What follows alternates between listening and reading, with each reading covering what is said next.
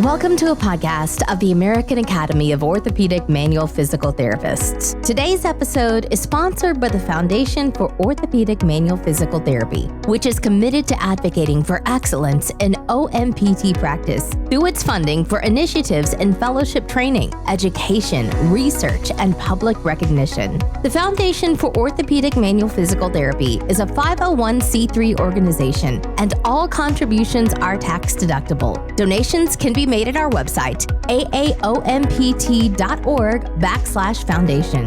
This podcast series will feature interviews with content experts in manual therapy.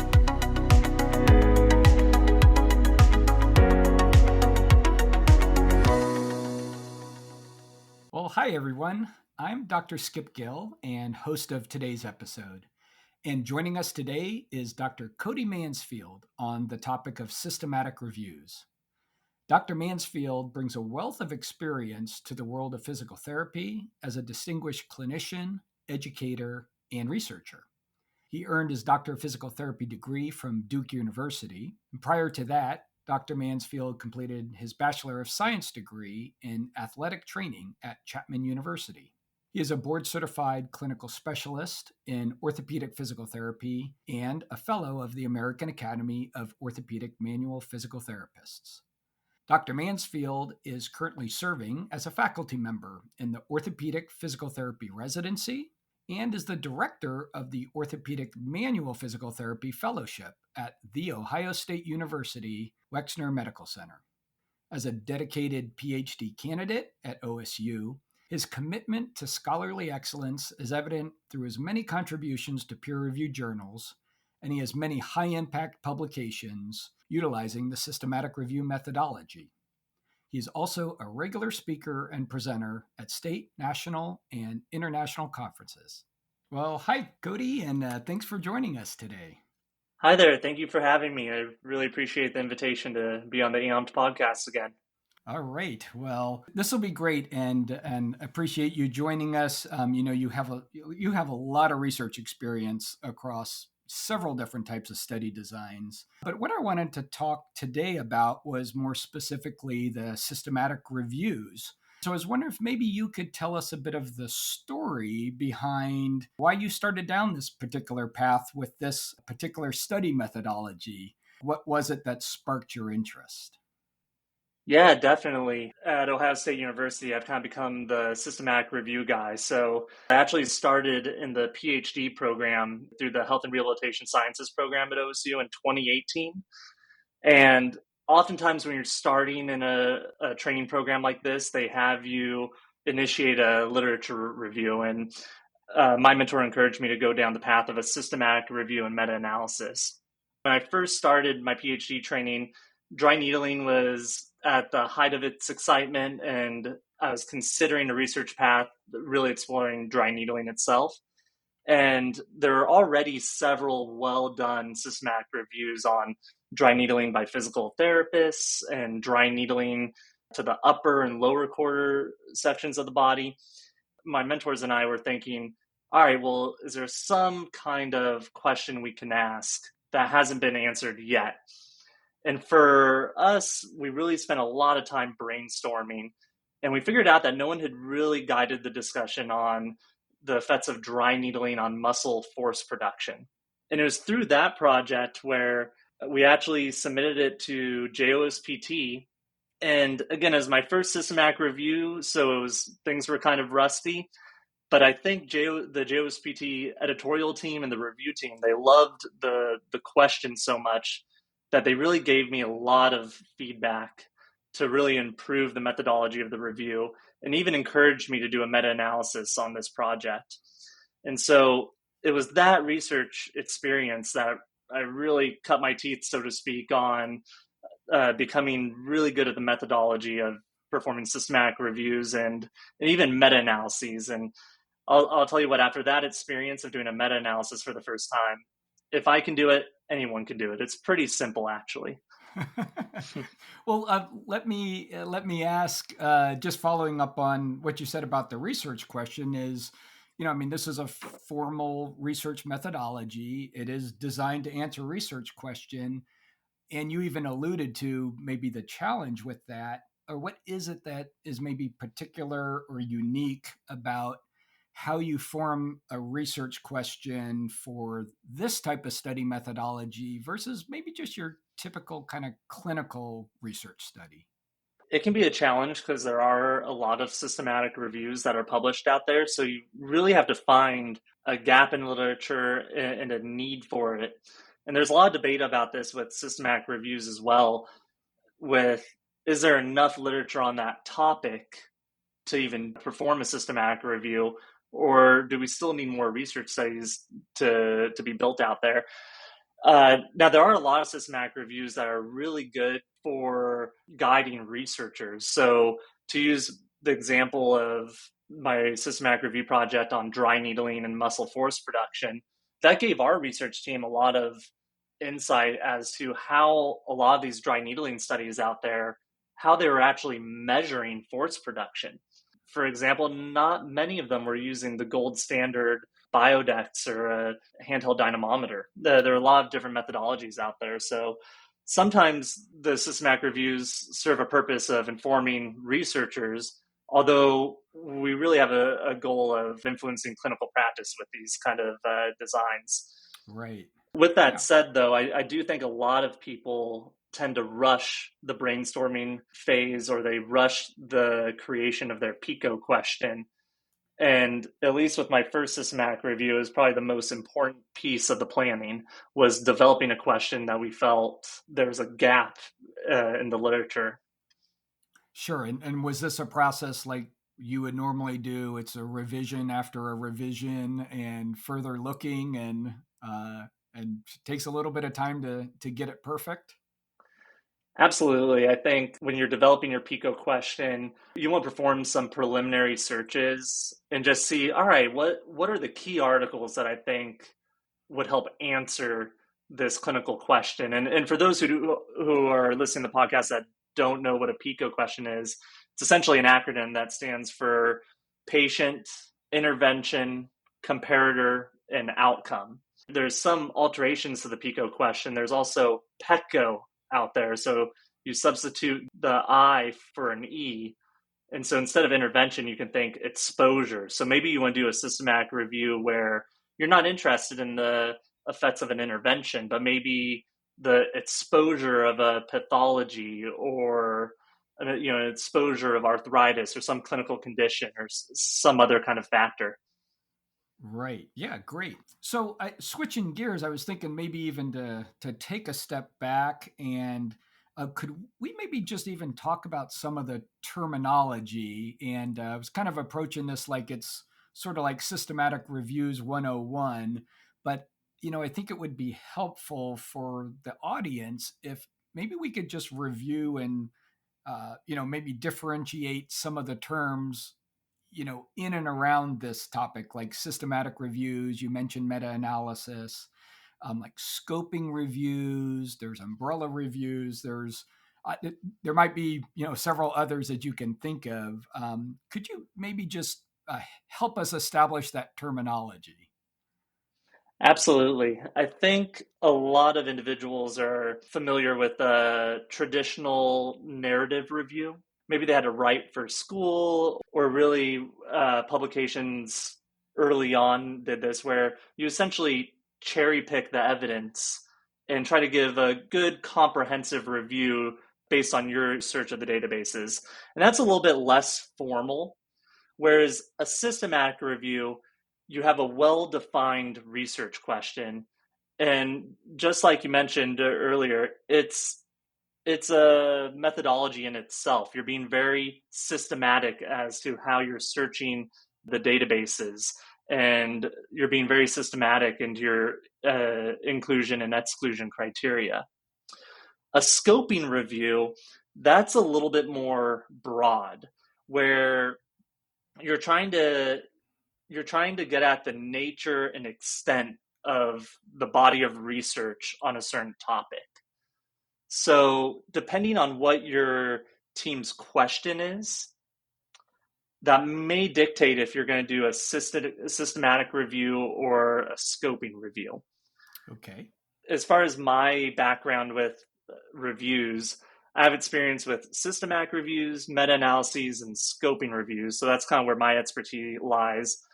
The experience our lab has had with scoping reviews, one, we initially intended to do a systematic review on a topic, but essentially we found out with the process we had, we only yielded 2 articles. And that's really too few studies to do a systematic review. So for that, we're looking at a very specialized topic. We're trying to find articles with individuals with knee osteoarthritis where they measured brain activity with functional magnetic resonance imaging during a motor task.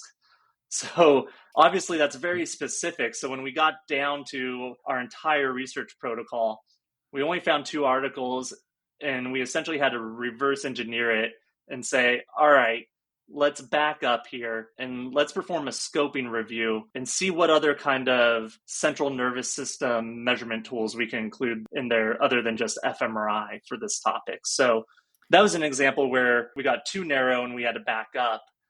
There might be research questions out there where you want the bigger picture, and so you might immediately go to a scoping review rather than a systematic review.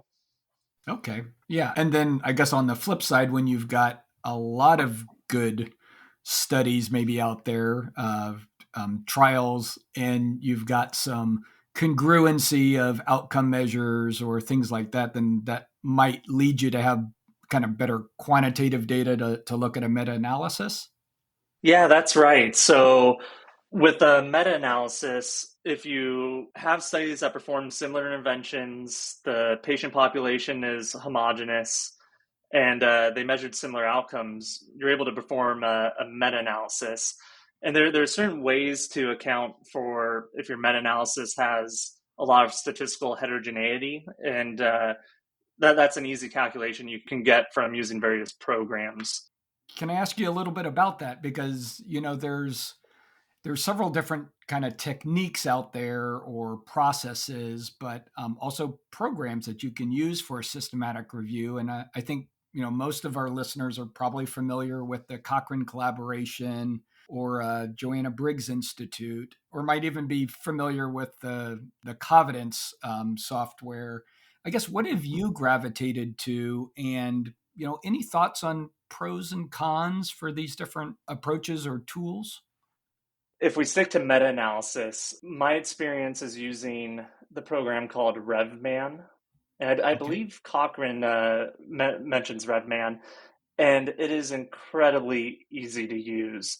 For my first systematic review, when JOSPT came back with their review comments and they said, oh, you should perform a meta-analysis, my heart sank a little bit because I was like, well, I don't know how to do a meta-analysis. But literally, it's just plugging in numbers and the work is done for you. And even within the program RevMan, it calculates the statistical heterogeneity for you. And that's important because if you have too much heterogeneity, that's a limitation to mention in your paper, essentially. So it does a lot of the hard work for you, and it's really easy. Other programs to think about, though, outside of meta-analysis, just with performing a systematic review, Covidence is a complete game changer. So again, for my first systematic review, we used a free online citation manager and Excel, and it was arduous. It took a lot of hard work to just organize all the different studies that we found. In the program Covidence, you just upload your database searches into there. You're able to organize your team. People can access it. It's incredibly easy. So if you have access to that program, I feel like it's a real game changer. Yeah, super. Hey, I guess you just talking about the team, could I just ask you a little bit about that? Because it seems like to be able to, do one of these, you need a pretty strong team. And I guess maybe what are some of the considerations or lessons learned on putting together teams or working with folks on one of these? Right. Yeah, establishing a strong team is really important. At the very least, you need 2 individuals on your project just for the methods of a systematic review. And you need 2 people because once you upload all those articles into whatever you're using, be that Covidence or a citation manager, each person needs to go in there, read the titles and abstracts and decide, does this meet the inclusion criteria or not? And that's a key part of a systematic review process, is just having two independent reviewers. In addition to that, if you have access to a librarian through your institution, they can be a tremendous resource with the development of your project, helping with the protocol, helping you develop your search terms for when you're in these different databases, because each database is somewhat unique, and you might change your search terms to be specific to that database that you're searching. So a librarian could be tremendously helpful. It helps having someone on your team who is an expert in systematic review and meta-analysis methodology. That always goes a long way. It's also good to include a content expert on the topic that you're researching. And with that said, for our lab, we've actually sent invitations out to people for some of the systematic reviews that we've done. Most recently, we published a systematic review in PTJ on fear of movement and patellofemoral pain. And we sent a few invitations out, and we actually found an international collaborator in Danilo, and that turned out to be a really good collaboration. He really helped our project out and gave a lot of good expertise. And we did the same for a low back pain project where Dr. Julie Fritz agreed to be on the project as well. So you never know who's willing to collaborate unless you ask, but having that content expert on the research team is really important. Yeah. So, wondering if we could do this just for our listeners is maybe have you talk about the process itself. So, maybe just a brief description, sort of step by step, maybe even with what you do, like at the IRB stage or registering the study, then through maybe the big pieces that get sequenced in. I think that would help provide a bit of perspective on the whole process. Absolutely. And I think this is why it's important to add someone to your team that maybe has done some systematic reviews that have been published, because some of these early steps, if you don't do them, they can really make it hard for you to publish your results later on. After you've kind of brainstormed about what kind of review you want to do, you want to formulate your question, your PICO question or your PETCO question. And that gives you some guidance as to the topic and the kind of studies you're going to be looking at. We already talked a little bit about establishing your team. Again, a minimum of 2 people, content expert, librarian, someone with systematic review, methodology expertise. And then a really important piece is developing a protocol. Now, if you do talk to a lot of people who've done this before, they might have a protocol that you could email them and ask if they're willing to share it. Or you could even go to websites that publish protocols and just see how people organized their systematic review and meta-analysis protocol. So our research group, we've used the website Prospero to register our systematic review protocols. And we do that before we implement the search strategy, essentially. And so that's really an important piece. Just like a clinical trial, you need to register it ahead of time. And that helps limit your bias in the study, essentially. Sure. Basically, it's public facing, and it's a way for the readership, the audience, to essentially know that, hey, you did what you said you were going to do. And if you deviate from that plan, it's important to acknowledge it within the manuscript. But that's where registering your protocol is super important, because if you don't register it, a lot of our top journals won't even consider publishing your project. So that's where, if you don't do that, you might be in a little bit of trouble. Now, during that protocol phase, you want to think about, okay, for my research question, what kind of databases do I want to search? And you want to search for at minimum 4 databases, maybe more, maybe something like 6 to 8. And you want to customize it to your research question. I'll use an example, again, for that scoping review that I published on functional magnetic resonance imaging. We were looking at a very specialized tool that a lot of physical therapy journals have been publishing lately. We knew we wanted to include some of the top databases like PubMed, maybe CINAHL, Google Scholar, but we also wanted to get a little more specific into fMRI. What are some other custom databases essentially that might publish fMRI articles? Well, the psychology field publishes a lot of fMRI articles. So with that scoping review in particular, we decided to also search PsycInfo, which is a database cultivated by the American Psychology Association. There's certain databases that you might think about including. For a lot of our sports medicine questions, we for sure want to include sports discus, for example. So that's a factor you definitely want to consider when you're creating your systematic review methodology. Sure. And this is where, having a medical librarian would be invaluable. Oh my gosh, massive. And depending on how much that librarian wants to be involved, they may want to be a co-author on the paper, and they may actually perform the search for you, which is a lot of help.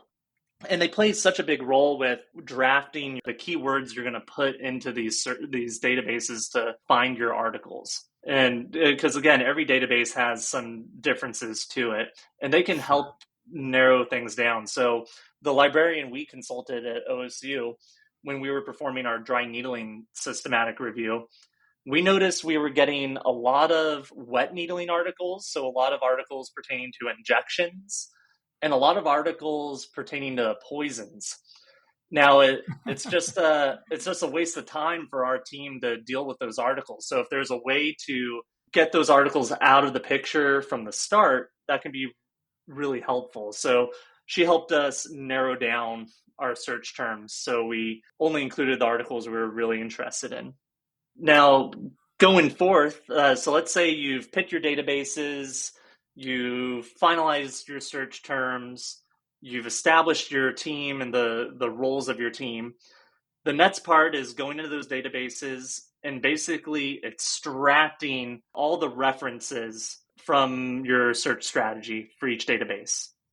From there, if you're using Covidence or a citation manager, you would upload all those articles into the citation manager Covidence. Usually those programs will try to delete duplicates, so then you're just left with those articles of interest, because obviously there's going to be a lot of articles that you'll find in PubMed that you would find in Sports Discus and vice versa. So it'll help you eliminate duplicates. You then enter the first phase of your systematic review, which is the titling and abstract phase. So if we back up before that with your team, and you would have done this in your protocol, you will establish your inclusion and exclusion criteria before this step. What kind of articles are you looking at? And what kind of study types? Are you only going to look at randomized control trials? Are you only going to look at studies that use dry needling, physical therapy, therapeutic exercise, joint mobilizations? Those are ways you can narrow your inclusion-exclusion criteria based on your PICO question. So then you get to the titling and abstract phase. You have two members of your authorship team independently review all the titles and abstracts of the articles uploaded into the database. And essentially, if you're using Covidence, it's simple. They can see the title and abstract, and they'll go yes, no, yes, no. And all those references where there's a disagreement will be placed in another file for either those two team members to come to a consensus, or to have a third author independently review the discrepancies and weigh in on who's right, who's wrong. Now, with the titling and abstracting phase, you're trying to be broad because you're only reviewing the title and abstract. So if you're wavering a little bit, just include it. The next phase of things is the full text review phase. You then need to upload the full text to all those different articles. Now, that's again where the librarian can come into play there, where if you're having trouble getting an article, sometimes they can help you find it and upload it. Then you repeat the process. Again, two people from the authorship team will independently review all the studies, and then a third will resolve discrepancies between the team. And then you're left with the articles that your research strategy yielded for your systematic review. And just talking about that, that's a lot of info right there. So I'll Sure. pause before going on. No, I think that's great. I think yeah, let's keep rolling. Yeah, and I'll say too, not all systematic reviews have to be randomized control trials. It depends on your research question. I'll give a good example of this where, one of my big motivations to learning systematic review and meta-analysis techniques and also helping others is that it's a great tool for clinicians to contribute to the field of research and get some of those clinical insights out there. Now, for me personally, I had a clinical case where someone was referred to me for low back pain in clinic. And I started to suspect that while these symptoms that the patient's displaying might actually be related to cervical myelopathy. So I was Okay. really concerned. I thought I was getting ready to facilitate a referral for this patient, but I thought I'd be a really good physical therapist and do a robust evaluation. So I performed the Sharp Purser test, which is classically a test you use in clinic to identify anyone with upper cervical instability. And Mm-hmm. also, it's big in the manual therapy world because oftentimes it precedes treatment to the neck. A lot of us do it before performing any kind of manual therapy to the neck. And essentially, I performed this test and I got a positive test. And it totally derailed my thinking with this clinical case. It was a false positive Sharp Purser test. It led me to think the patient had cervical instability when it turned out that my original clinical intuition was right. She actually had cervical myelopathy. That clinical experience led to me performing a systematic review on the diagnostic utility of the Sharp Purser test that was published in the Journal of Manual and Manipulative Therapy. And essentially, what we found was that the test lacks validity, doesn't have the best reliability, and Okay. might not be safe to use in all populations. So I just love the fact that we could see something in clinic and through a systematic review can actually inform practice. So, but that's an example where to answer that question on the Sharp Purser test, we were interested in any kind of research design that utilized the Sharp Purser test. So we included case reports, cohort studies, reliability studies, randomized control trials. We included it all. So that's another example when you're developing your PICO question is what kind of study designs are you interested in? Yeah, and you can shape your inclusion or exclusion criteria around that. Yeah, Yeah. absolutely. So once you've performed your search strategy and your protocol for a systematic review, you're then ready to extract the data from the articles that you've yielded. And from that, usually you want to develop some kind of qualitative table, just try to organize that data. And from there, depending on the outcomes and the research design, you can start to think about, was it in your plan to start with, for one, to perform a meta-analysis? So a lot of times meta-analyses are used for randomized control trials or clinical trials where you're looking at the effectiveness of an intervention. So for our systematic review and meta-analysis on dry needling and force production, we were interested in looking at studies that use dry needling and sham dry needling. So in that situation, we were able to perform a meta-analysis to see, all right, does dry needling perform better or worse compared to sham dry needling? Thank you. That's a great kind of run through of the process. Anything different or things that you have to consider in the publication process? Maybe just like I guess reporting guidelines for putting together your manuscript. Thinking like Prisma or something like that. Right. So essentially, the process you took with titling and abstracting and the full text review, it's the norm to generate a Prisma figure where essentially you want to keep track of the percent agreement between your independent reviewers and just the number of articles you included at each phase and the percent agreement. Reviewers for different journals will look at that and just see, is the agreement high enough between the reviewers? And if it's low, they might question that. And that's something you'd have to account for in your paper. Another thing after you find all your studies is you want to appraise the methodological quality of the articles. And then you also want to assess the risk of bias the articles had. So that's an important piece because there's a lot of tools out there you can use. And there's some tools that only look at the methodological quality, and there's other tools that just look at the risk of bias. And so you want to make sure you have a tool that accounts for both, or you use multiple tools. Great. I was kind of interested a little bit about, making some of these research connections in terms of, you talked a little bit, about just how when you were forming your team, you guys reached out. But I guess, are there other places or areas where people might be able to go to connect with people looking to do systematic reviews? I'm thinking of, maybe folks that are junior faculty somewhere at a university, or maybe clinicians that are out there, they're looking to be engaged in a project, since, for the most part, it doesn't really require on-site presence. So, it seems like it's open for collaboration. Right, definitely. I've always had success with networking at various conferences. One example, through the Ohio Physical Therapy Association, their research committee is pretty strong, where they've been able to establish connections with people. And for me, we're actually able to get a really good collaborator in the Cincinnati area who really wanted to be involved with the systematic review on dry needling, and we were able to include them.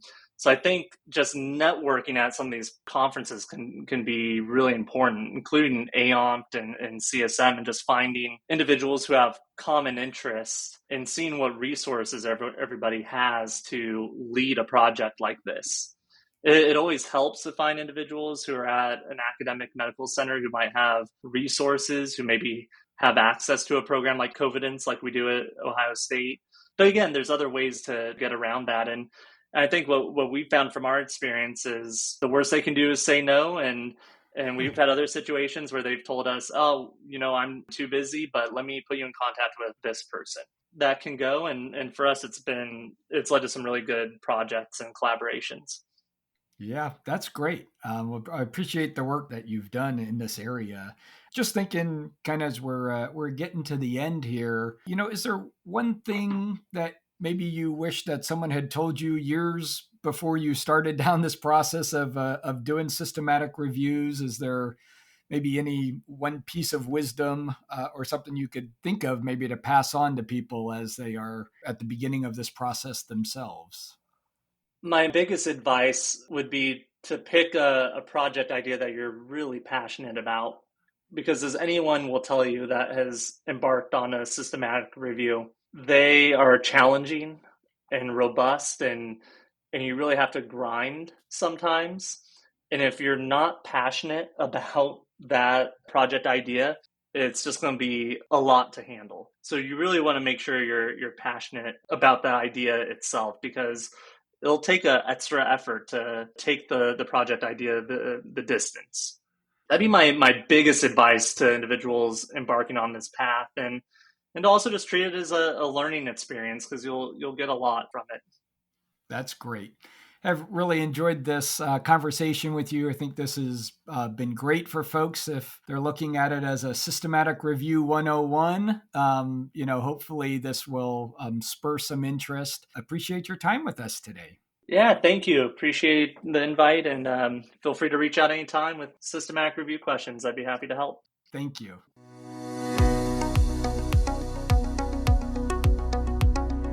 This has been a production by the Foundation for Orthopedic Manual Physical Therapy in support of AAOMPT. You can learn more about the Foundation for OMPT, as well as make tax-deductible donations on our website at aaompt.org/foundation. The views and opinions expressed on this podcast do not represent the official positions of the Foundation or AAOMPT. The information provided should not be used for personal health care or clinical expert advice.